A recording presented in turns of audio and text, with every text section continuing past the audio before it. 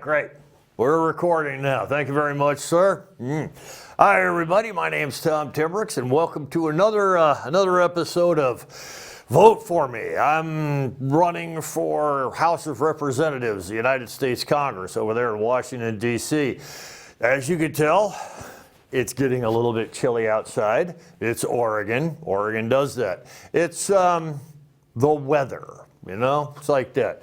Anyways, so let's get started here. There you go. I'm Thomas W. Timbrooks for United States House of Representatives, Oregon 6th Congressional District, Republican Party. My motto is I'm going to make Oregon 6th Congressional District America's greatest congressional district. And on there it says, what George Carlin once said, never underestimate the power of stupid people in large numbers. Well, I say never underestimate the collective potential for tyranny and hypocrisy from strategically placed, ideologically indoctrinated politicians and the activists who enable them. And that is becoming truer and truer. The news that I've been watching recently, you've got the mayor of Chicago, who is trying to keep the federal troops, the National Guard and like that, from going in there and busting, known international terrorists, the Trente Aragua. Now that's Trente is the number, I believe, 30.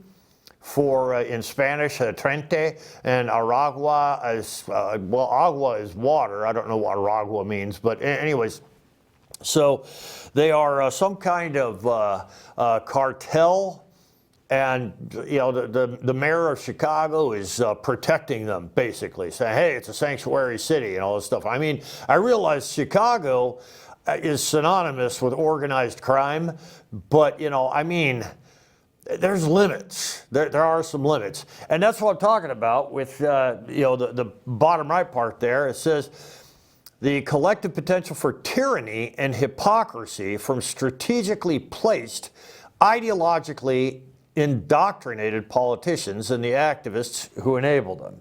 And the activists who are enabling these people are Antifa and other of these I guess they're called paramilitary or para-something organizations. But basically they're organizations that are funded by Act Blue and, the whole Democratic National Convention, party. And here's the thing. I don't like associating these people with Democrats, okay? Republicans and Democrats, we both want the same thing. We want America to be a better place to live. We want to leave America in better condition than we found America. We both want the same thing. There are radicals in the Republican Party who can cause problems with America by, just circumventing the Constitution and law and order and all that. And there are radicals in the Democrat Party that can create problems by circumventing the legal system and the Constitution and all that. Okay, so I am not going to make a blanket statement about Democrats or Republicans, liberals or conservatives. It's like I say on my little slide here, strategically placed, ideologically indoctrinated politicians, okay? If you are a politician and you are ideologically indoctrinated, okay, you are an extreme right, you're an extreme left, usually that wouldn't matter. I mean, people who have extreme beliefs in either direction, as long as they aren't strategically placed, it really doesn't matter, right? Because, what are they going to do? If you're out in the middle of the desert and you're one person in a city where there's 12 people in the entire city, your extreme beliefs, they're not going to matter. But if you're strategically placed somewhere in the political system, then your extreme ideologies are going to matter. They're going to cause some problems somewhere. Okay? So if you are ideologically indoctrinated and strategically placed, then there is going to be potential for tyranny and hypocrisy. And the tyranny here is where you have got an elected official who has taken an oath to uphold the principles of the Constitution and protect from all enemies, foreign and domestic. This person is supposed to protect the people in the city from Trente Aragua type people. And this guy's not doing it. In fact, he is preventing the President of the United States from coming in there and doing it. Okay, so that is hypocrisy. That is tyranny. And it is tyranny and hypocrisy that is being carried out by an ideologically indoctrinated, strategically placed politician. And the people who are supporting this ideologically indoctrinated, strategically placed individual are people like Antifa, and well, I mean, you have riots going on in Chicago right now that are, these people are getting in the way of ICE, they're getting in the way of the National Guard, they're getting in the way of the police who are trying to uphold the law. Okay, so these are the people who are enabling the strategically placed, ideologically indoctrinated politicians so that there can be tyranny and hypocrisy. So that's what I'm talking about there. You have to watch out for these individuals. You have to be able to read the tyranny, read the hypocrisy. You have to read the room, read the situation. You have to say, well, we hired this politician for this job, and this politician's not doing this job. Okay, so basically, how much do you hate Donald Trump? Do you hate Donald Trump so much that you're going to let Chicago fall under the control of Trente Aragua? Is that how much you hate Donald Trump? Okay, so yeah, that's what I'm talking about there. George Carlin said, never underestimate the power of stupid people in large numbers, and that's the people who are, standing in the way of law and order, doing all these crazy, dumb things. But anyways, that's what I'm talking about there, is that there are ideologically indoctrinated, strategically placed politicians who are going to commit acts of hypocrisy and tyranny, and there are people who enable that kind of behavior. So just never underestimate that. It is going to happen, and you have to be aware of the situation. Okay, so that's what I'm saying there with my little poster, is that never underestimate the collective potential for tyranny and hypocrisy from strategically placed, ideologically indoctrinated politicians and the activists who enable them. Okay, so make Oregon's 6th Congressional District America's greatest congressional district. That's my motto for this election, man. I'm going to do that as much as I can. I will represent the crap out of you guys, all right? Now, this presentation is going to be on investing in the future, AI, robotics, and drone technology. And the reason I'm going to concentrate on AI, robotics, and drone technology is because those are all the high technology things that are really up and comers in the technological industry. AI, it's out there. It's more than ChatGPT. It's deep fake videos. There is an actress right now, and this actress is purely AI generated. This purely AI generated actress is making more money and has more offers than most actresses in Hollywood now. And this is something that terrifies the Actors Guild in Hollywood, but I don't know, we'll cover that later. And robotics. robotics is a very important science. It's going to be very, very important within 10 to 20 years because people like me are going to be getting older and there's not going to be enough young people around to help us up whenever we fall. So robotics, very important thing. And drone technology also. Drones are going to be the future. I mean, there will not be a world without drones anytime soon. It's the future. It's going to happen. And I mean, don't even think about stopping it. There's absolutely no reason to stop it. It's going to help everything and everybody. So these are the three things I want to concentrate on today because these are the things that Oregon needs to invest in.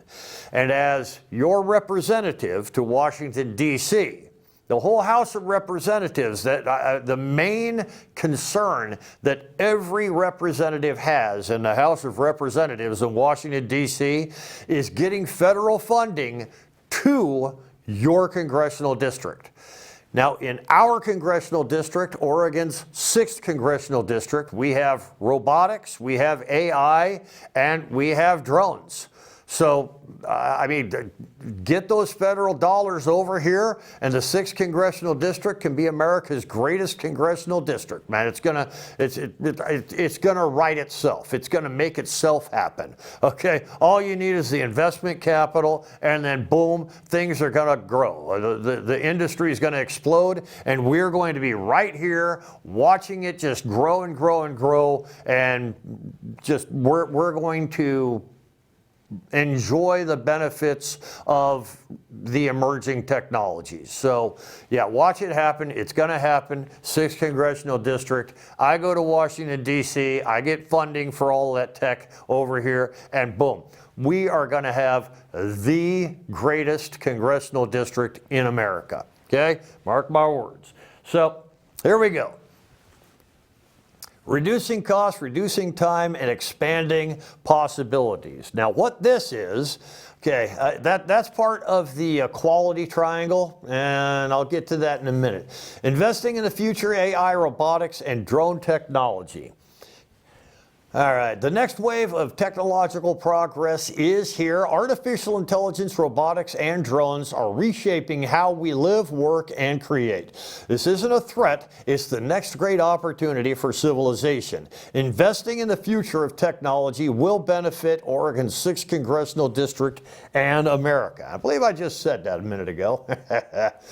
Technology has always changed work. The printing press replaced scribes, but made books affordable and knowledge widely available. The lathe machine replaced manual shaping, but made precision parts cheaper and manufacturing scalable. Photography replaced portrait artists, but made images accessible to everyone. Fear of replacement has always existed and has always been followed by growth, opportunity, and progress. So it's like I said, anybody who's afraid of losing their job, a lot of people are going to lose their jobs, but what they're going to find after they lose their jobs is that there are a lot of opportunities that are available to them that they didn't realize would be available to them. All they know is, it's like you're an actor down in Hollywood and you're like, oh man, I lost my job acting because AI. It's like, wait a minute. Can you direct? Can you create? Can't you, I mean, you're an actor, you've been in the industry for a long time. Can't you make your own movies? Because I mean, if AI can, replace you, then can't you use AI to figure out how to do what you're doing and make your own set of movies, make your own kids show, make your own game show, make your own talk show, make your own news show. You could, I mean, you're an actor, you know what acting's all about. You could utilize AI to develop your talent. And plus, well, you know what? I'm getting ahead of myself. Let's look at the slides some more. Here we go. This is the quality triangle. Now, did I get too far ahead? No, I did not. Okay, this is the quality triangle. The quality triangle is composed of cost, scope, and time, okay? Quality is about these three matrices, these through three measurements: cost, time, and scope. If you go to some place and you say, I want a thing, you say, I want to spend this much money, I want this particular thing, and I want it at this particular time. So if any one of those three things is missing, if you don't get it in time, if you don't get what you were looking for, or if you have to pay an unexpected amount of money, you think total quality has suffered a little bit. So this is what's called by project managers and any quality engineers the quality triangle. Okay, so the quality triangle is time, cost, and scope. Every advancement in technology improves one or more sides of the quality triangle. Time, faster creation and delivery. That's what AI can do for us. That's what robotics and drones can do, is faster creation and delivery. Cost, lower production and access costs. Again, AI, robotics, and drone technology, lower production and access costs. Okay? Scope, greater variety and availability of choices. That is exactly what robotics, AI, and drone technology can do for us. It can give us a greater variety and availability of choices. So by improving time and cost, technology expands the scope, unlocking possibilities once out of reach. And this is what I'm talking about here. Let's say, let's see now, today's breakthroughs. Yeah, let's go with this one. Today's breakthroughs follow the same pattern. They replace tasks, not people. AI will supercharge knowledge, creativity, and decision making. Robotics, it takes hazardous, repetitive, and physically demanding work. And drones are going to extend human reach into dangerous or inaccessible environments. Together they reduce cost, reduce time, and expand what humanity can achieve. Okay, now what I was going over a little while ago is with AI, all right? Now AI, everybody knows about ChatGPT. And ChatGPT are like, well, I gotta turn in a college term paper on, I don't know, this particular event at this particular time. And ChatGPT is going to come along and be able to write that term paper for you. Okay, because all of the research has been done, all of the research has been submitted to a database, and ChatGPT can access all that research and the databases. Okay, so is that cheating? Well, yes, it is kind of cheating in a way. But it's better, because what's going to happen is, see, I went through graduate school, and in graduate school you have to create a thesis, and you submit a paper that proves that thesis. Okay, so what ChatGPT is going to do is, well, what it does do is it draws from a single database. So all of the information on that database that you can turn in it's verified, it's accessible, it's accurate, and it's if any one of those things is untrue. Let's say it's not very accurate. You turn in a paper and say, well, here's my paper, and according to ChatGPT, all these things are true. And your professor says, okay, well, this fact, did you verify this fact? No, I didn't personally verify it. Well, you should personally verify this fact, because what you're saying here as fact is wrong. Okay. So you find some way to verify it, and after you've verified it, you find on like Wikipedia or wherever that ChatGPT checked out some article on Wikipedia, and that Wikipedia information is incorrect. You can go and you can correct that information or change it, whatever. But if we are all drawing from the same information source, then we will all get the same answer, which is ultimately it's a good thing, because we'll all be on the same page. None of us is going to have inaccurate information. So we can all come to the same conclusion, which is a good thing, because if if I come to a different conclusion, let's say we're talking about World War II. World War II, well, what was your conclusion? My conclusion is that, Adolf Hitler did this, and the Japanese and Mussolini and, Japan, Italy, and Germany formed this alliance, and they did this, that, and the other, and the atomic bomb, blah, blah, blah, all this stuff. Oh, okay, well, that's a good conclusion. What was your conclusion? Well, my conclusion is that artificial intelligence from the future sent UFOs back in time with clones of Hitler, and the rest of it is like, wait. Hey, where did you get that information from? A couple of homeless people were just sort of mumbling about it on the sidewalk. Okay, yeah, that source might need to be questioned. See, so this is an important leap in information technology. If we are all getting the same information from the same source, and that source is something that can be verified, it's a credible source, and if the information is inaccurate, it can be fixed, that's a good thing. Because anything else has room to be, propagandized. That is a good thing. Now, AI, let's say AI is you're using AI to make movies and like that. Well, dang it. I'm getting away from my slides. Let me get back on my slides here. I'm nothing without my slides, okay? I want to do this more. Okay, so robotics and drones, okay, I went over that. That's good. The 4 pillars of technology.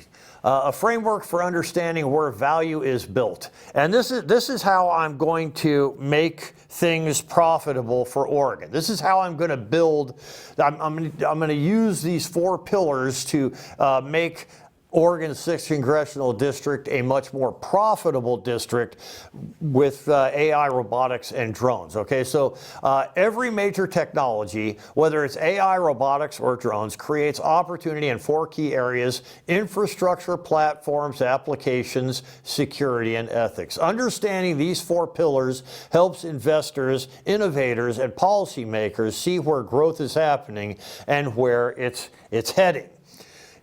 Okay, so infrastructure is the foundation, the physical and digital backbone that makes technology possible. Examples are chips like Intel and analog devices like that. We've got those here. Servers, sensors, data centers, and airframes. Okay, so these are all things that form the foundation of the 3 technologies I'm talking about: AI, robotics, and drone technology. So infrastructure, and this is something that I'm always talking about with the 5 pillars.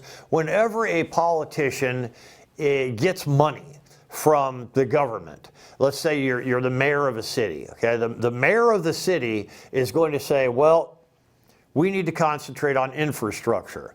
Fire department, police department, roads, bridges, schools, fresh water supply, garbage removal, electricity, internet. All of those things come together to make the infrastructure. Well, the reason you want the infrastructure there is so that if a company wants to build their factory in your town, then they have the infrastructure to depend on: the electrical, the water, the sewage, the garbage removal, that kind of stuff.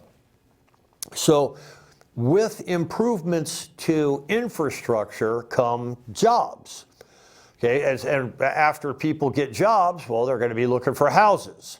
So you have infrastructure, which creates jobs, which creates housing. And with housing, you're going to need the supply for food and fuel. So those are the 5 pillars of society that I talk about. Whenever we talk about the five pillars thing, that's what I'm talking about. Every mayor of every city should be concerned with those 5 pillars: the infrastructure, jobs, housing, food, and fuel, so that, the money that the mayor gets is well spent. And that is how you spend the money that I will be getting us. I will be getting from the federal government, I will be bringing federal dollars to Oregon's 6th Congressional District so that infrastructure can be built up, so that jobs can come, so that we can get nicer houses and we can get food and fuel. So those are the things that I'm talking about, is the 5 pillars, okay? And that's what we're talking about here with infrastructure, the foundation, the physical and digital backbone that makes technology possible, okay? So platforms, so these are the operating systems, the ecosystems where innovation runs and scales. Examples of AI model platforms, robotic motion software, drone flight control system. And the platforms that we're talking about here, this is where we find the jobs that are available. So the model platforms, robotic motion software, drone flight control systems, and so forth. These are examples. This is where the jobs are going to be created. So the applications, the real world use cases, where technology solves problems and transforms industries.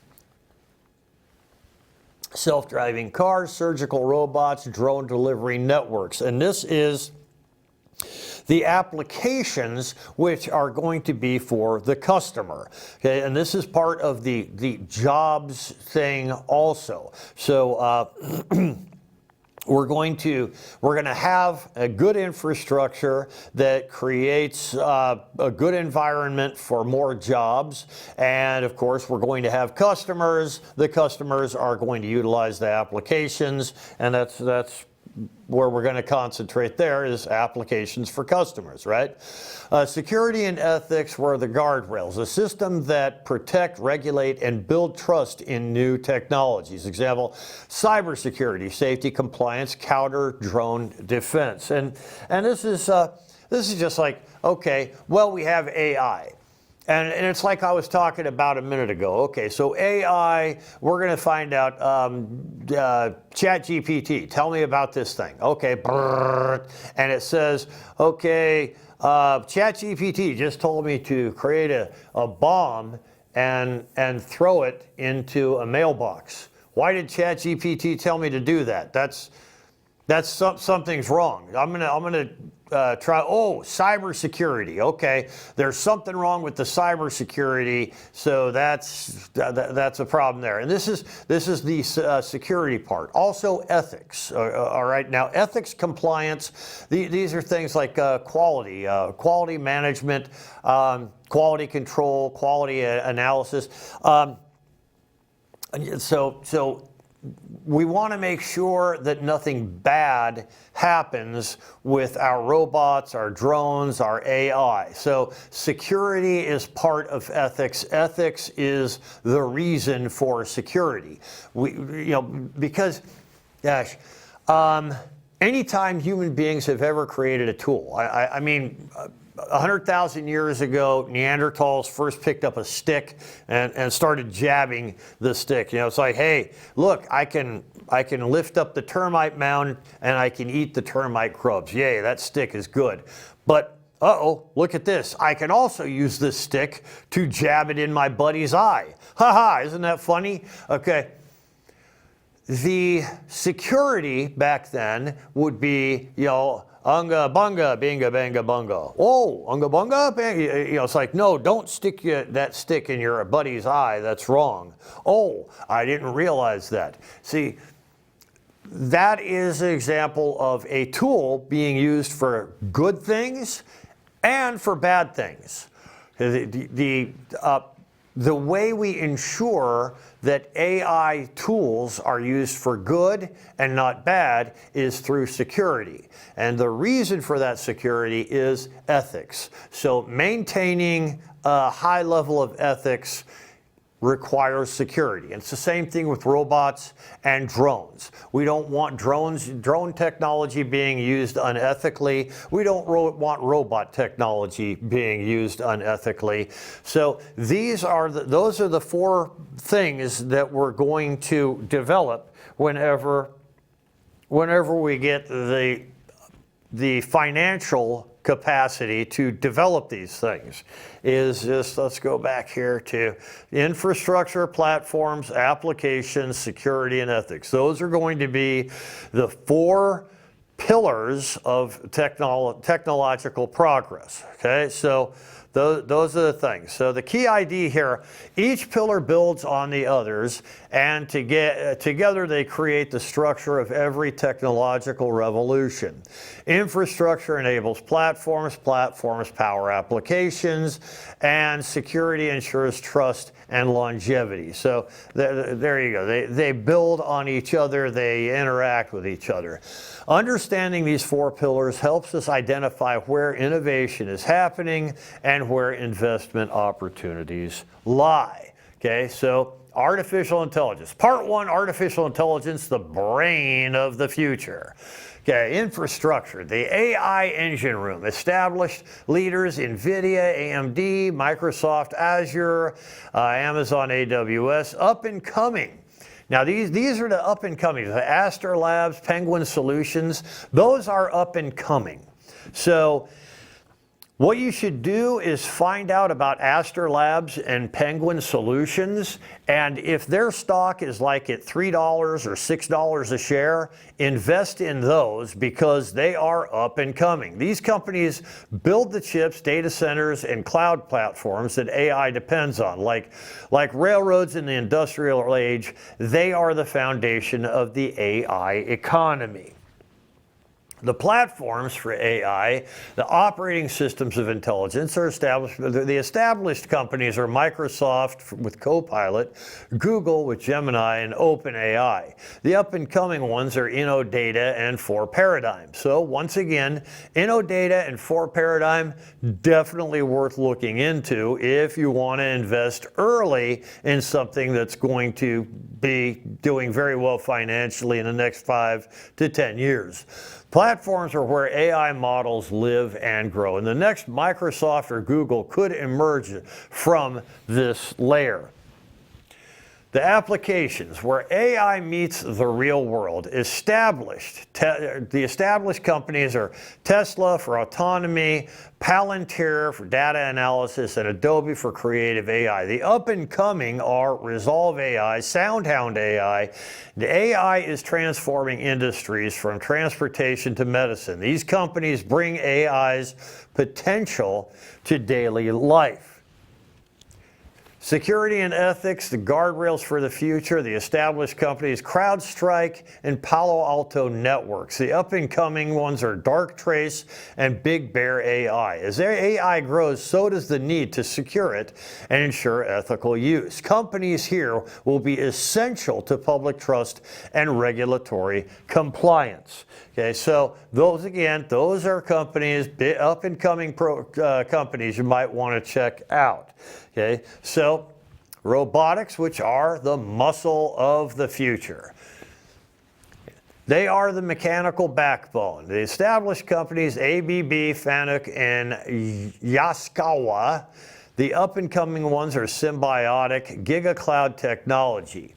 These are hardware sensors and control systems that are the foundation of robotics. These companies are building the skeleton robots, the skeleton that robots rely on. Had to take a little drink of water there. Okay, so for platforms, the operating systems of motion. The established companies are Siemens, Rockwell Automation, NVIDIA, and the up-and-coming ones are BrainCorp and Real-Time Robotics. And these platforms control how robots move, think, and interact with the environment. So this is going to be a very important technology in the future because robots are going to be more and more important as the population gets older and older. So that's stuff you're going to want to pay attention to. The applications. Robots in the real world. The established ones are iRobot, Intuitive Surgical, and KUKA. Up-and-coming ones are Agility Robotics, which is here in Oregon's 6th Congressional District, Vicarious Surgical, and X Robotics.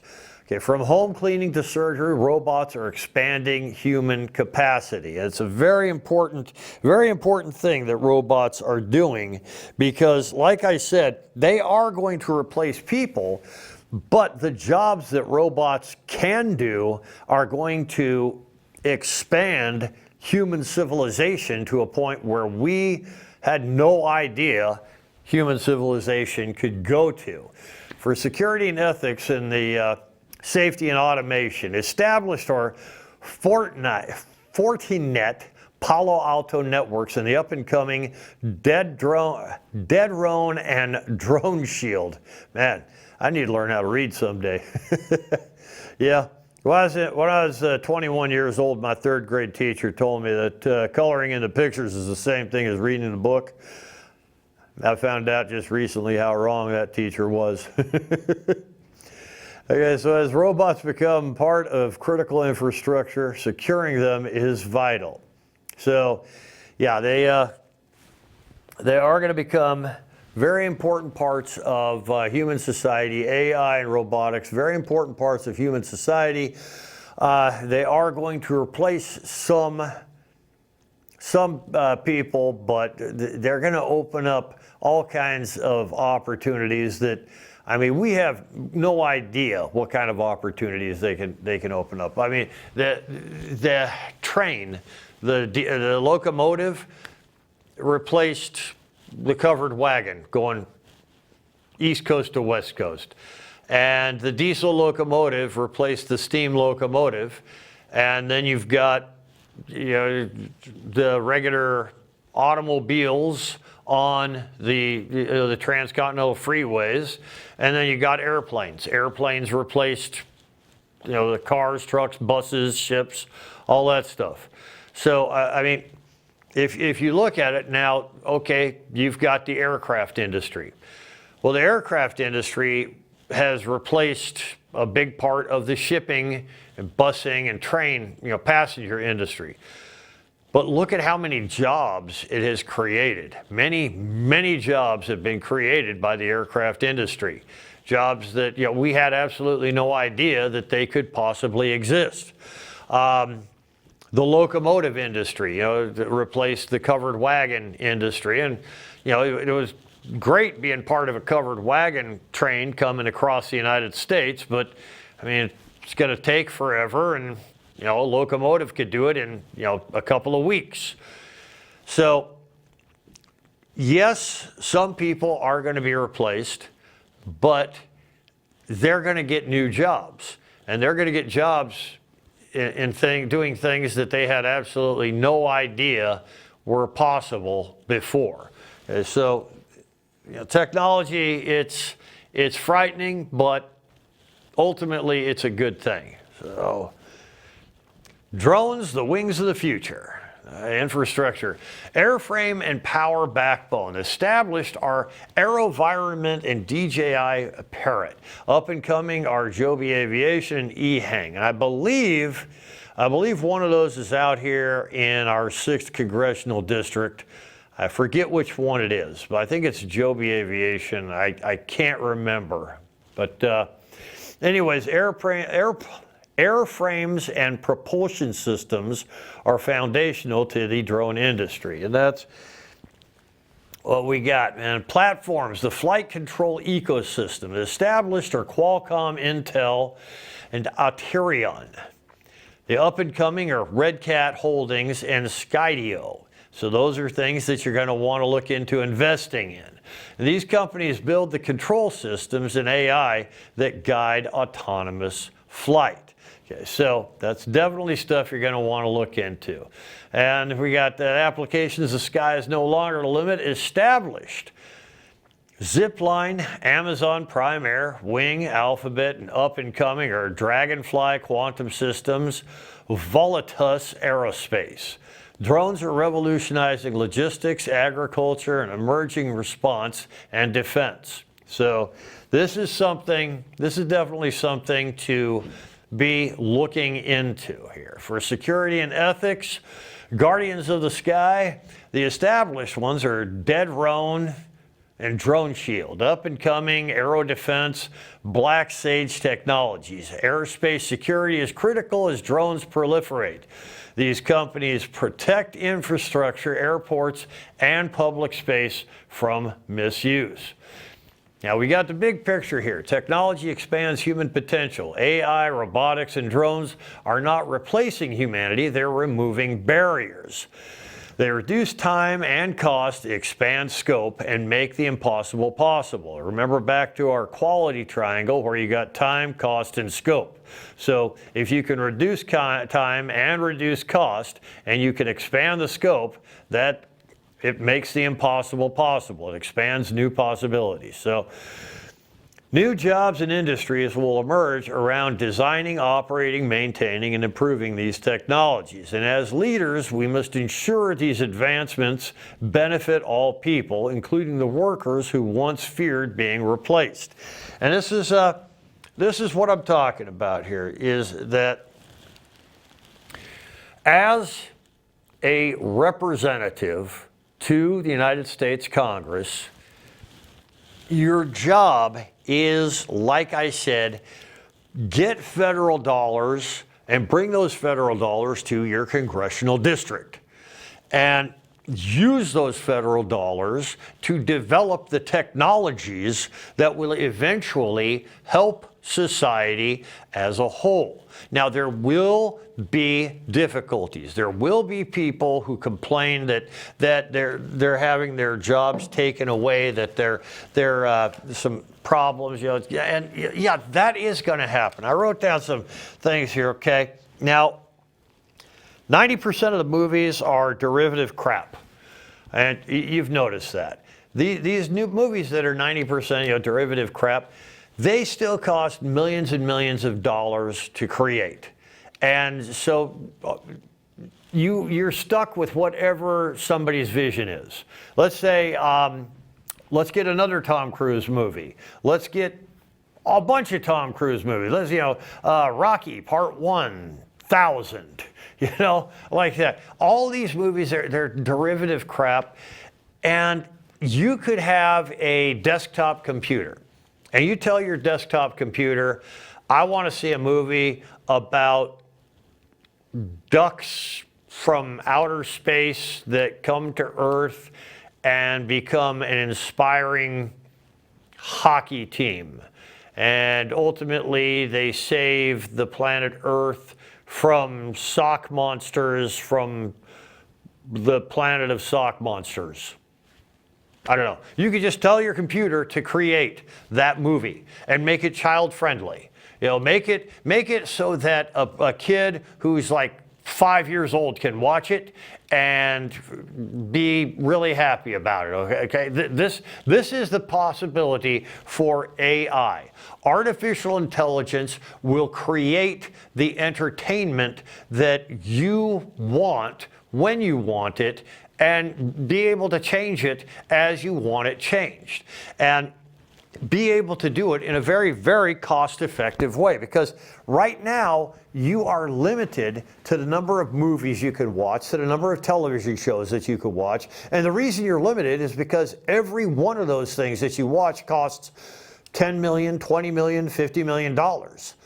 So every movie requires investors. And those investors aren't going to invest in something unless it's going to make them money.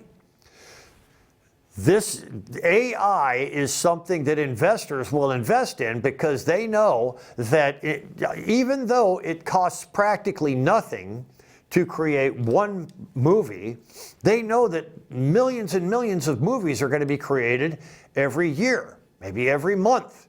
And they're going to get a little bit from each one of those. So they will get a return on their investment because of volume.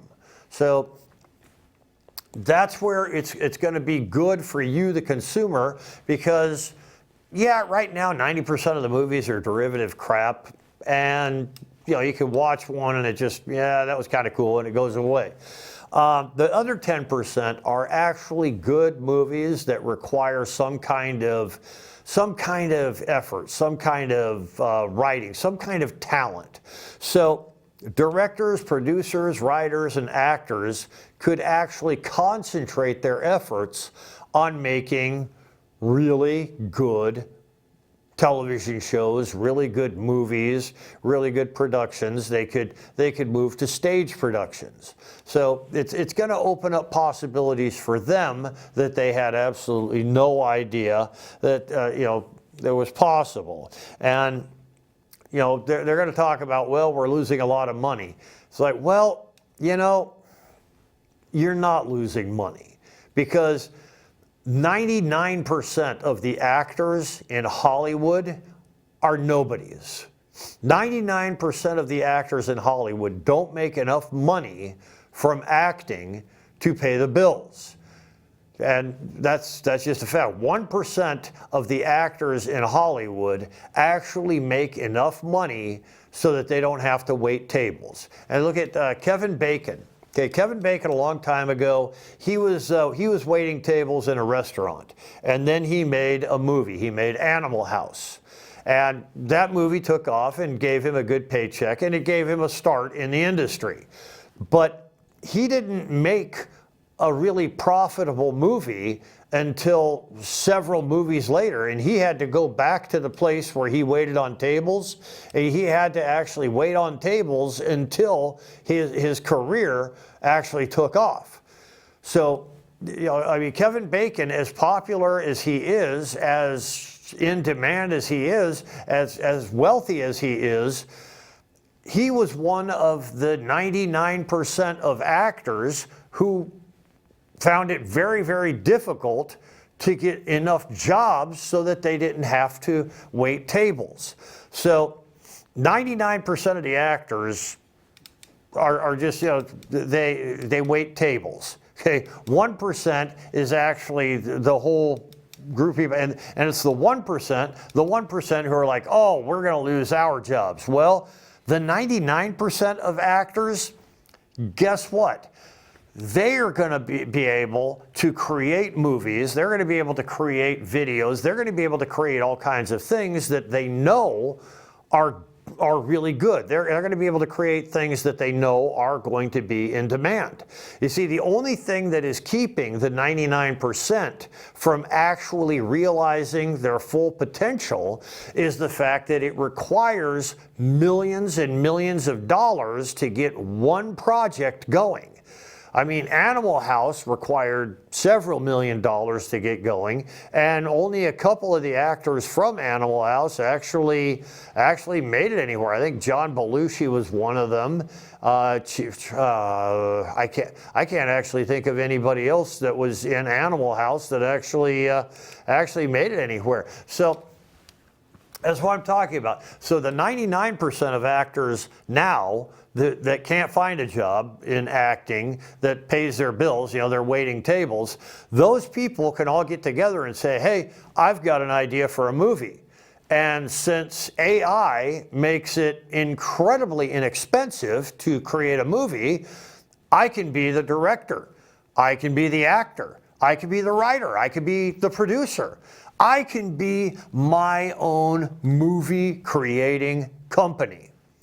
So there's terrific advantages to AI in that, yeah, the 1% of the actors out there who are making all of the money, they're gonna lose their jobs, but the 99% of the talent out there who can't get the jobs, they're going to be making the movies that you start watching.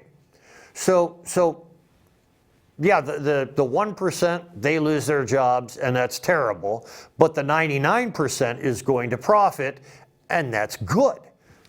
Okay? And also with safety. Okay? A lot of people don't know this. A long time ago, during The Wizard of Oz, the production of The Wizard of Oz, there was this actor named Buddy Ebsen, and he was the person who was originally supposed to play the Tin Woodsman.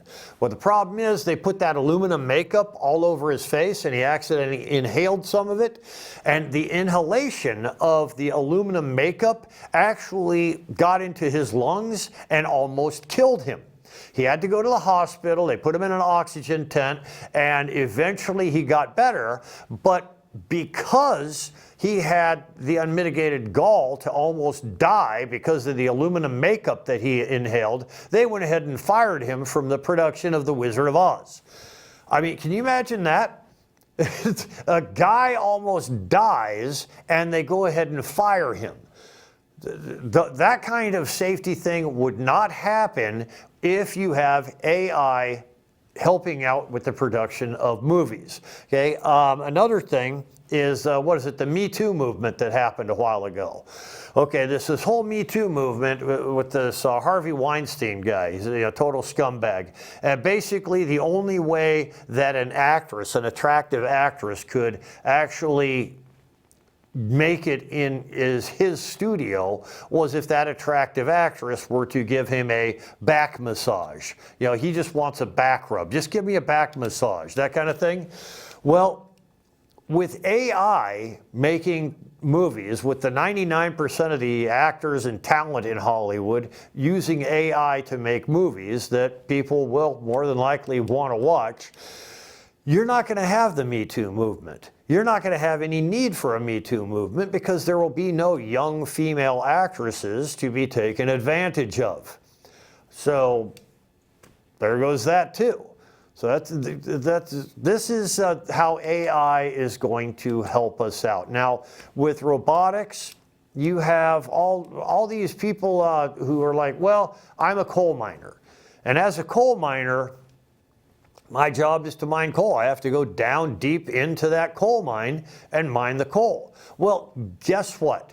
If you are in control of a robot, you can mine that coal. You take that robot and they can lower it down into the coal mine. And because they don't have to worry about pumping oxygen down there for the robot, the robot can exist in incredibly toxic situations that you can't exist in.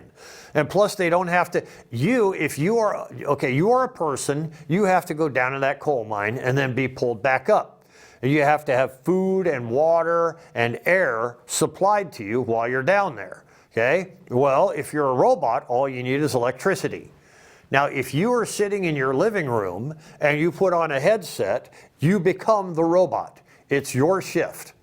Your shift as the robot. You are the robot, and your robot is doing whatever you would do if you were down there, setting explosives, pumping out water, doing whatever needs to be done.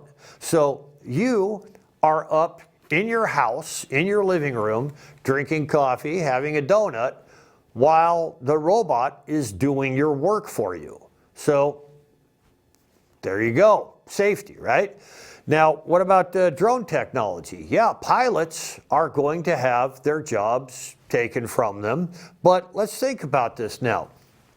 A pilot can just sit at home and fly a drone around fly a dozen drones around. You can sit there with a computer screen commanding drones to go do something. It's like, okay, this drone needs to go here, this one over here, this one over here, and over here. And ultimately you could monitor a computer station where you've got 5 computers, and each one of these 5 computers is in control of 1,000 drones. So one pilot, could do the job of 1,000 pilots. Okay, so yes, you would lose your job as an actual pilot, but let's think about this now. As an actual pilot, you're a human and you're fallible. As a drone operator, you could be in control of 1,000 drones, and each one of them has its own program for taking off, landing, charging, doing whatever needs to be done. So the safety element would climb. There would be fewer accidents happening. So we could cut down a lot on the catastrophe. Plus, with drones patrolling the skies, let's say Border Patrol. Okay, right now we have these big clunky airplanes that fly along the border, and they can be heard from miles and miles around.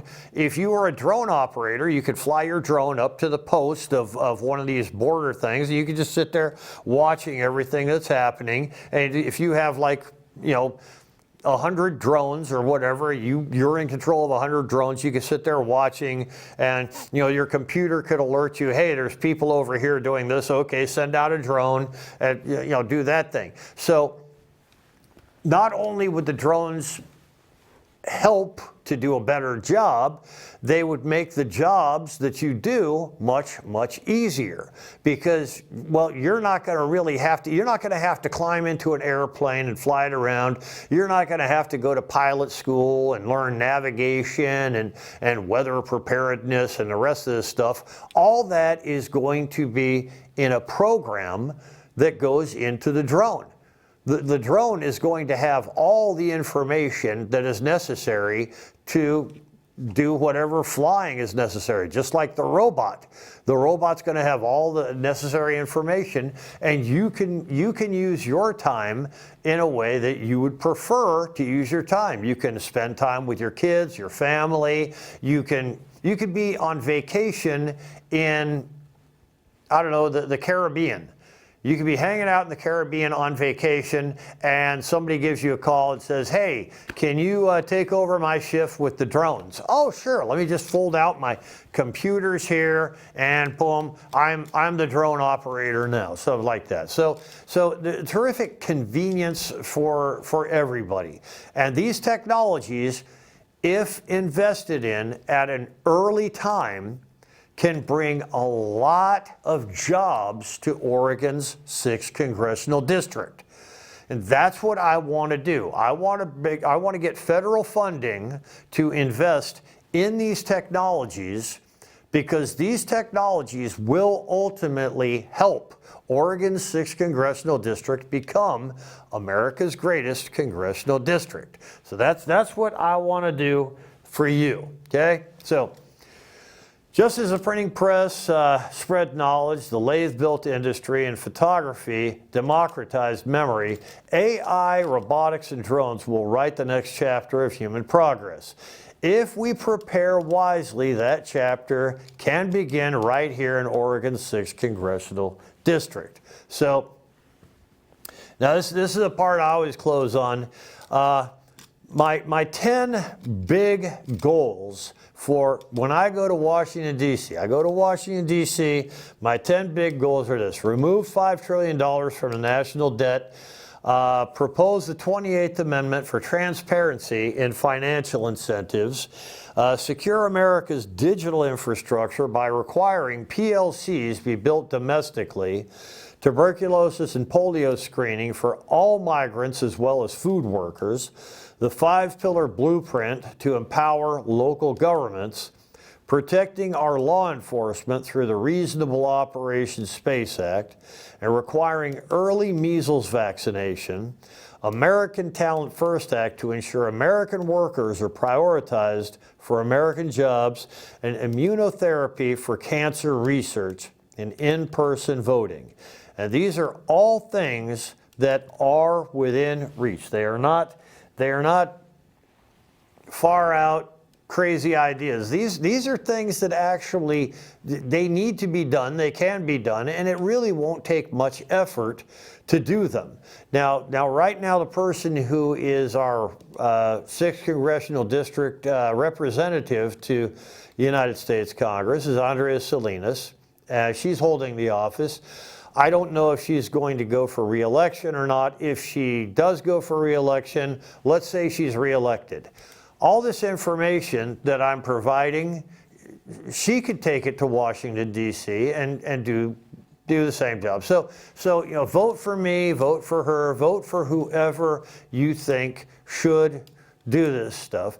But definitely vote. And I would like for you to vote for me because, well, as a manufacturing engineer, I've got these ideas. Now, those are my top 10 ideas.